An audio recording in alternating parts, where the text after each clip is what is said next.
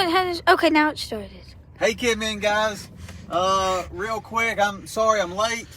I was running real late at work, and I had to work over in Cedartown, and I just got home, and I picked up Grant from his grandmother's house, and I realized, oh my gosh, it's already 7 o'clock.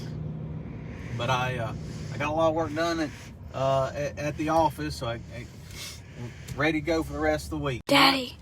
What's that? It just said trying reconnecting. Oh. It doesn't have good internet.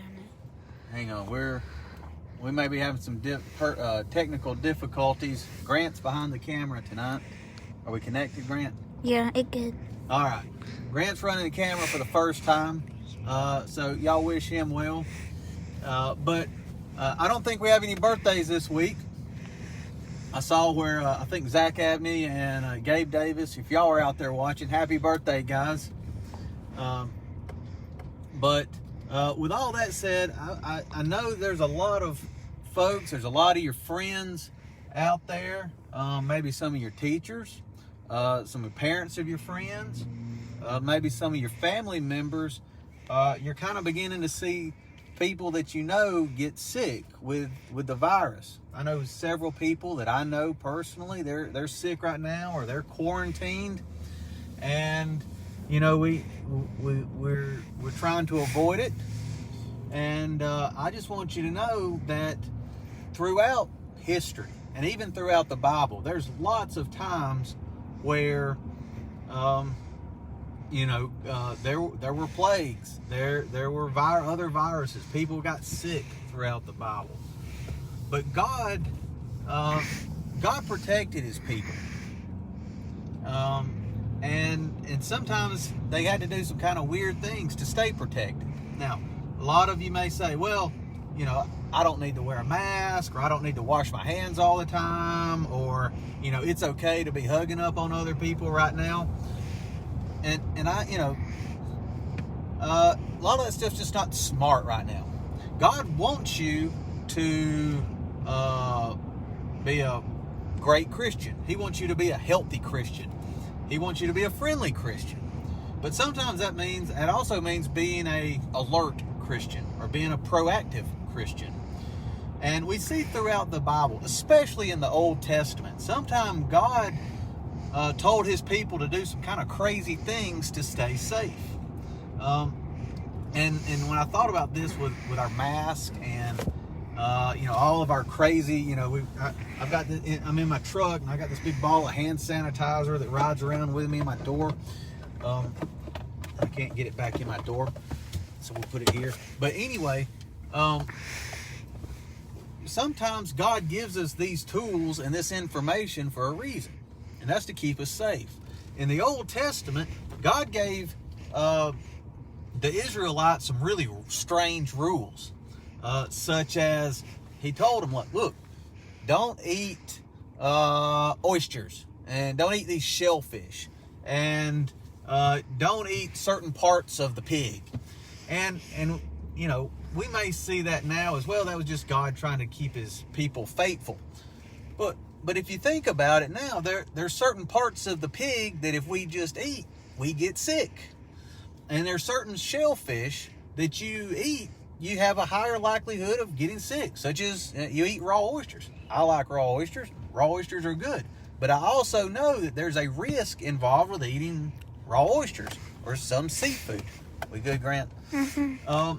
And a lot of people each year get sick from these things. And I sincerely believe that when God laid out these certain rules, these kind of strange diet rules, or these strange rules for people to do, or the way that, if someone got hurt, the way that they needed to be mended, God gave them these strange rules to sort of give them this information to protect themselves, to keep from getting sick.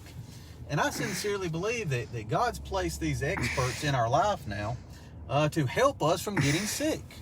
And it's no different than God telling the Israelites, don't eat oysters, don't eat shellfish. He gave there's a whole list of things they weren't supposed to eat. And it's stuff that we now know makes us sick if we eat it through science. And that was science they didn't have 5,000-6,000 years ago. So, all I'm asking you to do is, we're getting ready to start firing things back up at church. And I know now's kind of a weird time, and there's more people getting sick, and we're kind of seeing more people we know. But God's given us the tools to keep from getting sick. We just have to use them.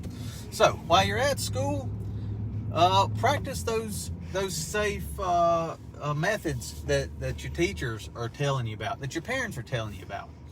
And if you do all that, I sincerely believe most of you will stay fairly healthy. Now, of course, some of you may get sick along the way, but even if you get sick, if you follow the instructions of the doctors and everybody else, you should come through it without a whole lot of issues. But with all that said, I just want you all to be safe. I want you to know that God is looking out for all of you. God's given us a lot of good information to keep from getting sick. We just have to use it. That goes for adults too. I guess I'm out of stuff to say. With all that, guys, I love you. I can't wait till we're all back together.